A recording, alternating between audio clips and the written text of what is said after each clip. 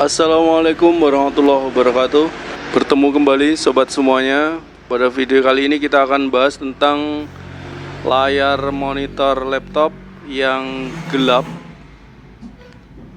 black screen, namun laptopnya bisa bekerja dengan normal, ditandai dengan selesainya proses booting. Dan kita juga bisa mendengar suaranya login Windows. Layar ini ketika kita sorot dengan lampu di belakangnya, maka kita akan melihat gambar yang remang-remang ya. Maka sebagaimana kita tahu bahwa ini indikasi bahwa tidak bekerjanya backlight pada layar monitor, yang biasanya disebabkan oleh adanya fuse yang putus di bagian ini. Kita lihat di sini ada fuse.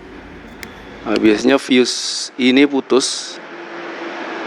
Kita tahu bahwa ada dua buah fuse pada board yang ada di LCD laptop. Di sana ada fuse yang menjadi suplai tegangan utama pada layar screen. Kemudian ada satu lagi fuse yang menuju ke backlight. Untuk memastikan kita harus cek fuse-nya apakah putus atau tidak. Kalau kita masih memasukkan charger pada laptop, kita bisa cek tegangan pada fuse ini. Jika pada kedua pin di fuse terdapat tegangan, maka fuse-nya nggak putus.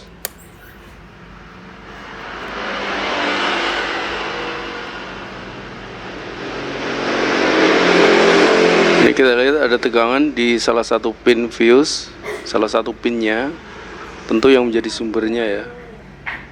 Kemudian di pin sebelahnya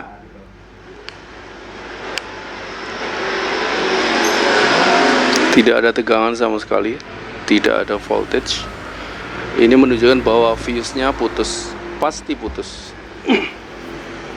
Karena kita tahu bahwa fuse ini hanya jembatan saja, dia tidak bisa mengurangi tegangan, tidak bisa menurunkan tegangan. Harus sama tegangan di kedua pinnya. Kalau berbeda berarti fuse-nya pasti putus. Untuk pengecekan bisa juga dilakukan menggunakan avometer tanpa ada tegangan yang masuk dari charger maupun baterai laptop. Kita bisa cek menggunakan ohmmeter di avometer. Kalau terlihat fuse-nya putus, kita pasti kelihatan fuse-nya putus.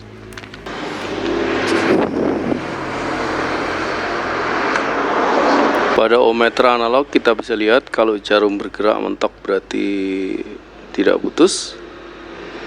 Kalau jarum nggak bergerak berarti putus. Atau mungkin jarum bergerak hanya separuh misalnya, berarti putus.